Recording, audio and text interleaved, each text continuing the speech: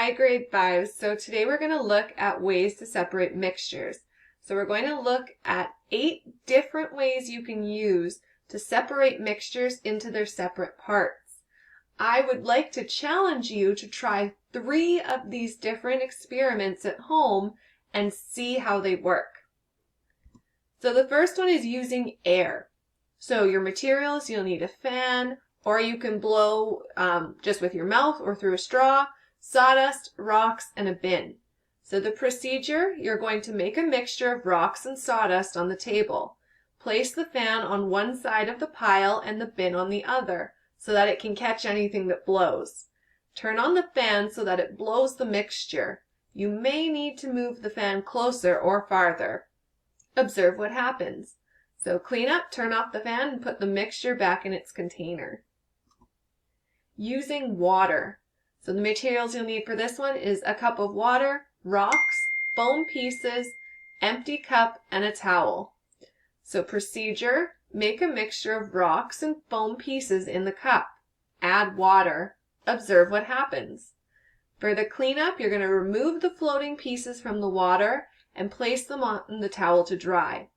Place your hand over the top of the cup to slowly release the water, but keep the items in the cup.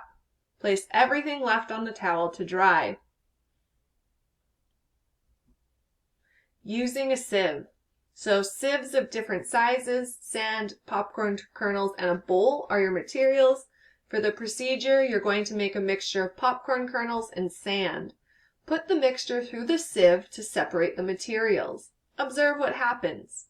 To clean up, put the separated materials back in their containers and tidy up the space. Using magnets. Materials you'll need is sand, iron filings, magnet, and a plastic bag. So observe the mixture of sand and iron filings in the bag. Do not open the bag to make your observations. Keeping the bag closed, place the magnet up against the bag. Observe what happens. Double check the bag is tightly closed and return the items and tidy up the space. Decanting solids. So the materials you'll need are a cup, water, and sand. So procedure, number 1, make a mixture of water and a little bit of sand in the cup. Tip the cup to release the water without spilling the sand. 3, observe what happens. Clean up, remove as much water as you can without letting any sand spill out of the cup.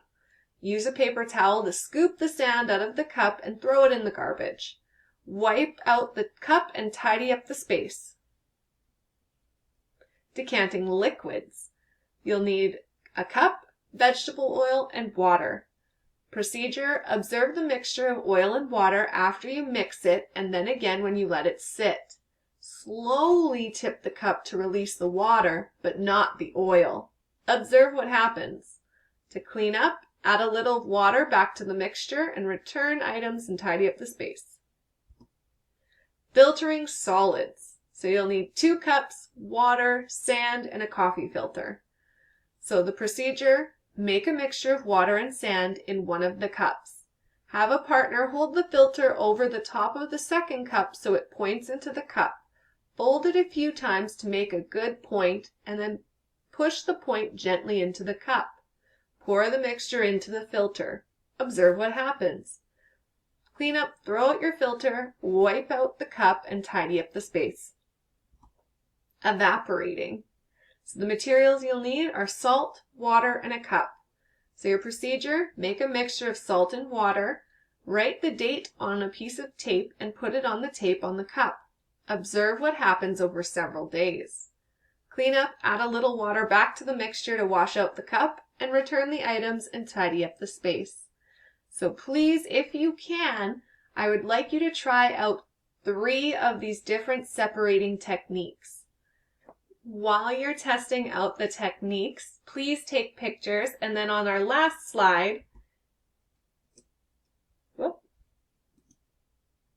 here, you are going to post your pictures and then you can submit your assignment.